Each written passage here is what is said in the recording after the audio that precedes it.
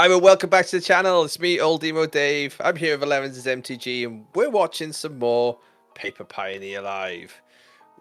We are post Duskmourn, and we are post any bans, so we have a very diverse meta with two great decks here. Boros potentially coming back alive into the meta against a newly tooled Abzan Greasefang. Now, Scott, Abzan Greasefang is a deck that's close to my heart. But you let us know, you talk us through why it's potentially making a comeback. So Overlord of the Baelmerk is a really good piece for the deck to pick up. There's some people playing around with Mardu with things like Fear of Missing Out and another Delirium sort of angle to it because the deck just kind of does that naturally anyway. With the traditional Abzan decks, we're seeing Overlord of the Baelmerk in normally quite high numbers. Some people are looking at the Say Its Name Alternac thing as well. Shout out Joe Hendry and all the rest. Absolutely, you know, they say its name and it will appear from your deck if you exile 3 cards from your graveyard, which is, you know, an interesting way to enter the ring nowadays. But on top of that, Boros, local player Louis here, trying to keep alive what was a very classical archetype across different metaverses of standard and modern that we've had. Boros Charm is available in this format. Good cards still, like what we're going to see here on turn 1. Commander faces Kakazan, and Slick Shots Show Off still like incredibly solid, meaning that the burn package has got quite a few different options here in a Pioneer shell. Yeah, I know that people like Patrick Sullivan, these traditional red mages, are really talking about this sort of deck. They were talking about it coming into the RC. Some people going for a more traditional burn sort of strategy like Louis here with Skullcrack, Lightning Helix, Boros Charm, Skewer the Critics, that sort of thing. Some people looking at the Wizards angle with Wizards Lightning, that sort of thing to actually get a Lightning Bolt. Rafine's Informant is a pretty good blocker in a lot of situations, but when your opponent has a flyer, it's not incredible, but Greasefang is a Fatal Push deck, so...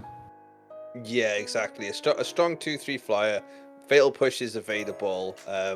Thoughtseize also is good, but again, your life total's going down pretty quickly. It's strange to say, like, finally Commander faces Kakazan is not a standard staple, which, considering it was so long with a 3-year change in standard. And Heartfire Hero also helps prop up this archetype as well, the new card from Bloomburrow. With Abzan or the Greasefang hitting that magical 3 mana, but with no, and a Greasefang in hand, but with actual no fuel in the graveyard. Yeah, it's part of the problem with decks like Greasefang, decks like Neoform, where they're not just graveyard-centric semi-combo decks, but they're very AB as well, where you need specifically Parhelion in the graveyard and then to cast a Greasefang. With Neoform, you need to delve something out and have Neoform in hand ready to go get the Atraxa. Whereas Boros Burn can just play guys, play maybe a single burn spell, a single monstrous rage, and crash through for an extreme amount of damage. Talking of extreme damage, that's 3 creatures, there's 3 prowess triggers, or pseudo prowess with the stick shot there. And yeah, having to actually even pitch a Greasefang to be able to bit a Triumph, and just can't pay the life for Bitter Triumph there, because the life total's too important in this matchup when your opponent's got Lightning Helix and Boros Charm in their deck. But yeah, still getting in for 6 there, so that's still a reasonable hit. Yeah, massively. And you know, for the Greasefang to be thrown away, you gotta just guess that the only real need was to gas. Like Rafines will get a Parhelion into the bin. Taking 2 for this Temple Garden is a lot of pain. It does get the Baelmerk online, which is pretty good. You get to obviously Milthorn, and you can return any creature card or Planeswalker, which is the smart thing with the Greasefang. It gives the card gives that flexibility to be able to pitch and get it back later. So really, what Harry's saying here is, Louis, if you can do the damage, I'm dead. However, next turn I'm pinging you for 14 if you don't. Yeah, that was an admission from Harry that it's this turn or bust, but it also means that with things like the Overlord, you can just be more willing to throw cards away. Yeah, so and that oh is my god, it's Lightning Lightning Helix Helix. It's right there on time. GG, and that's again another one of these cards that, hey, like in a vacuum, such a great card, right? 2 mana, deal 3 damage, earn 3 life. You just love it, but because of like the strength of the cards coming through nowadays, get it all in the right package with the right accessibility to red and white at the same time. You can see it there. Monstrous Rage is a great example. Like if you have to pick like side by side Monstrous Rage in your deck or Lightning Helix, it's almost always Monstrous Rage for the power that card gives. Yeah, it can turn prowess triggers into what you always want them to be when you're playing a prowess deck, right? Where you're sitting there with the Soulsky Mage and a Swift Spear, and you're swinging with 1 prowess trigger, and your opponent keeps blocking with a Sylvan Caryatid or whatever to just completely stunt your aggression. But your Monstrous Rage, you crack in for 4 damage and kill a thing. It's as good as a removal spell and a burn spell. Sometimes it feels a little bit like Searing Blaze from modern past, but it's one issue with 3 color decks in Pioneer as well. Because you're a heavy Shockland mana base, you do end up taking a lot of damage to your mana. So Boros Burn it's in an okay position in this particular matchup, but Concealed Courtyard with the Overlord to start the setup, Sky Sovereign, Milled, and a Greasefang, so we can pick up the Greasefang caster next turn. That's a great start. The actual Sky Sovereign is going to deal with any aggression from Louis, so a secondary creature is pointless almost here. I tell you what I'd love to see. I think we can see when the Slick Shot show off, will just ideally go on to plot here after the attacks, because you know, if you could do Greasefang on free, there's probably 95% of the time you do it. So you're going to see that now. Hold it up too. Yeah, it could be removal spell in response to the enter the battlefield trigger. So one way you can play that is you plot the Slick Shot, you take the hit off the Sky Sovereign, or you go... Oh, he's double play with fire. Yeah. You go Greasefang before combat, double play with fire to just stunt the Sky Sovereign game plan. It doesn't leave Louis in a great situation. It looks like just Swift Spear, Slick Shots, and maybe 1 Monstrous Rage in hand, with no third land. So if there's a second Greasefang in hand, it could get extremely ugly extremely quickly. Yeah, or just some return. Oh yeah, there we go. It's the second Greasefang. So actually, that's the board taken care of. 6 damage to the face. Six damage and kill both your creatures is pretty effective in this situation. Louis is flooded on creatures a little bit, so we can see a couple more pieces coming in. But if we see a follow-up for a Fiend's Informant or something like that to pitch the Sky Sovereign again, then this game's not going to be going for too much longer. Absolutely, any kind of pitch spell, I guess, to sort of get some gas involved. Even just a hard cast Ezekiel's Chariot right now is a decent pickup. If we see that we're splitting the mana 2 and 2. Is Harry going digging? Plenty of spells to do this with now. It's crazy to think something like Grizzly Salvage is actually like a questionable play in this deck now, where it was actually at one point the glue that held it all together. Yeah, Overlord of the Belmerk does just as good a job. There is a say its name right at the front there. I feel like knowing Harry, he's going to cast that just to see if he can hit the dream and mill the other 2. But wants to do the thing, right? You always want to do the thing. Yeah, Harry, as people may have seen on the channel previously from him playing Insidious Roots in every single format, he is a showman first. There was a Parhelion. Okay, I'll just do the really good thing instead. Yeah, fine. I'll just kill you instead. Yeah, so say its name, pick up Overlord of the Balemerk, and Louis scoops up. Yeah, there we go. Fair enough. Absolutely, and Greasefang has had to take a little bit of time back on the bench, and it's gone back in people's bulk boxes for a while. And whilst it was there, it needed to be protected, right? And that's what the sponsor of the channel, bulkbox.co.uk, does. It's the best protection for your cards that are not currently seeing play, hands down. Period. Be that your uncommons, commons. You get the top quality box to keep everything in, so you're not having to keep it in multiple files or keep it in like shoe boxes. Pick these up today. There's a link in description. 10% off in checkout with Old Emo 10, as they both just say, let's just shuffle this straight back up and go again. Yeah, Louis turned up with Boros Burn. He knows exactly what he's about. He wants time to maybe get some food from the cafe, get a drink, that sort of thing. You love the style, right? And it's a good start. Fatal Push coming in, so yeah, you Monstrous Rage, the one that's not fatal pushed, got the correct tokens. It's what we like to see, a nice little tidy game state. You don't always usually see the correct roll token, with it being such a unique one. So kudos to Louis for that.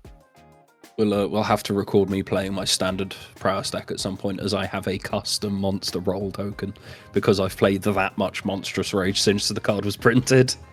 Yeah, an absolute house of a card.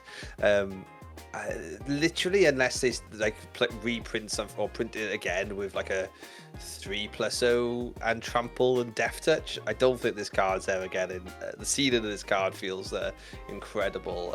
As Harry's got that 2 mana out, this is usually a Fiends or some kind of delve. That looked like the gas off the top, actually. No, it wasn't. The Say Its Name's going in the bin, and that's where this card's actually really great. And we've recently had Cash Grab see a bit of play in Greasefang, but Say Its Name's got loads of additional usage. Obviously, it's still going to be useful in the bin. You can pick up any creature at any time. It mills one less card, but it's just really great to have that extra utility, I think. Yeah, you can pick it up and discard it and not feel too bad about it.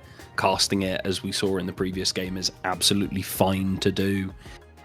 Sometimes you just make a 9/9. I guess that's good enough. Yeah, one which if you interact at all with it, draws cards, which can kill you in Modern. We've seen it. Yeah, but there's the second Say Its Name. Yes. So we've said the name twice. The question is will they appear before the end of the video? Not too sure if I believe or not, because Louis' board state is looking strong. Yeah, there's quite a bit of damage coming from the other side. 3 mana untapped, 1 card in hand, so not representing anything particularly much, but the worst thing to see here would be like a Boros Charmer, Lightning Helix, that sort of thing. But I did notice as well with Louis' list that he is also playing 2 Demonic Ruckus, which would also be pretty good in this situation. It gives menace. Yeah, also Deflecting Palm is in the sideboard, which is an interesting little cheeky one for getting that extra damage through. That was possibly the least powerful threat back in hand that we could have had that could have done something there with the Aganjo. But it most importantly keeps both creatures alive, which is how we could potentially win off the top next turn. Yeah, it's a good form of a 5th land for this Boros Burn deck to hold in hand, but it's still a land. And yeah, it acted as a removal spell there, but it was a very bad one. It's one that you wouldn't see played in Limited. So Grizzly Salvage milling a whole bunch of vehicles and some overlords. I do take the Bailmer because with another land that's also a good hit here, but you're on 7. I'm surely or hopefully there's a bit of triumph or a fatal push. No, just a Bailmer, just hard casted. So again, I love Harry's recognition in these situations. It's gonna take like a Lightning Helix. It's gonna take like a Boros Charm. Harry can set up the win. Louis got to find the win. Yeah, any burn spell does it. any creature is not quite good enough. So Skewer, Charm, Helix, Monstrous Rage, Play with Fire, Skullcrack, they're all good enough. Yeah, just a lot of hits for Louis off the top here. Like, I'd be interested to see like run the numbers and know exactly what they could see or get. So go in and picking up the Fiends. They already have a Parhelion, so I'd assume there's a Greasefang in hand then. yeah. Slickshot is not good enough. Nope, that's just going to be 3. So how it gets 4 to damage attack. with the monster on. Oh, of course, 4 with the monster, of course. So now in single burn without having to actually attack. But this could be the this could be the Greasefang. Also dead on board. Yeah. So Greasefang gets Parhelion. Parhelion attacks and makes 2 angels. Which will be 2 blockers. Where does that leave us? Still Harry... dead to a burn spell? Yeah, but any spell. Basically dead to any spell, which is why what we see here is the cats. This is heads up play by Harry, because we're dead to a burn spell, but we were also dead to an additional stick shot as well. So it's actually better to set up additional creatures here to be able to block, to multiple block the Swift Spears. Yeah, given one of them already has trample, it's the kind of admission where, well, if there's a spell on top, I'm dead anyway. So I may as well set up in a way where if Louis is compelled to swing with all of his creatures just to get one in with a slick shot or that sort of thing, or he's trying to bait a removal spell or fake something, it could just be the slick shot for 1. It could be swing with all, but now Louis cannot just free roll a swing with all. Do you know so Louis got this in hand? I think the fact that it's not the win, like this is F&M, this is locals, right? So if it was the win, it was getting flipped instantly. It could be the win with potential order incorrectness. But I think the correct meta call here with your 3 creatures that is swinging for the win on board, you're not getting blocked. I don't actually know. I think you have to recognize you're dead next turn, so you just put the pedal down and see if you can outthink your opponent. So Parhelion plus the 3 cats isn't actually lethal next turn if Louis doesn't swing. So if Louis didn't swing at all, the only thing Harry does is go to combat, get Parhelion back, crew it with the Greasefang. The 3 creatures can block enough damage where Louis doesn't die there. So just the Soulscar Mage was the follow-up. So we're going to see Greasefang getting back a Parhelion. That is 13 damage in the air by itself. Yeah, which the Greasefang can attack, which is interesting to little wrinkle, but which doesn't really matter. It depends. Well, you can read because the Ezekiel's Chariot's gone back to hand, right? So you can play the Ezekiel's Chariot, get some more cats, crew with the cats, actually attack with the Greasefang. Essentially, game over, I believe. I think we're just figuring that out. Yeah, you are correct. So play Ezekiel's Chariot, get 2 more cats, move to combat, get Parhelion back, crew the Parhelion with the cats that can't attack, and then swing with all. Yeah, and I'm loving what I'm seeing from Greasefang here. This I think is pretty much dead. Louis gonna think it out, but the resilience of this Greasefang deck through turns 4, 5, 6 has definitely improved with the Bale Merc. It's and say its name is definitely giving an additional sort of wrinkle to things. You know, Wither Bloom Command was usually in that slot, so you know, extra gas there. I can see the Mardu line, I really can, and I'd be really interested to see if we see that in a couple of weeks from any of our local players. But yeah, without extreme graveyard hate, Greasefang can be playable. And luck was on the top. Deflecting Palm was on the top. Next time a source deals any damage, be able to like flick it back. So Never peak. Never peak, because you'll only regret. But anyway, seeing the D sideboarding, fun matchup, fun to see this in the meta, or in the playable locals. Pioneer seems to be in a pretty good spot. What's your thoughts, Scott? Yeah, it's really interesting and deep right now. It's a bit of a shame that we won't be having any RCQs for it for a little while, but that doesn't mean we're not allowed to play the format. It means we can still play it on Magic Online using our wonderful creator account from the people at Daybreak Games, or with our own collections. We can play challenges, you can play weekly tournaments. Do not give up on the format, it's really good fun. We didn't give up on Standard when no one cared. It was really fun. Magic's fun, just keep playing it. Absolutely. If you're still playing Pioneer and you're still watching, in the comments, let us know what your favourite deck is. Pioneer can still live as long as it keeps getting played. Thanks everybody else for watching. There's more on the channel coming soon. Thank you again. The Box, Magic Online, everyone who supports us. See you on the next one. That's a good little ding dong sideboard, isn't it? To do this. It's pretty good. Do this thing.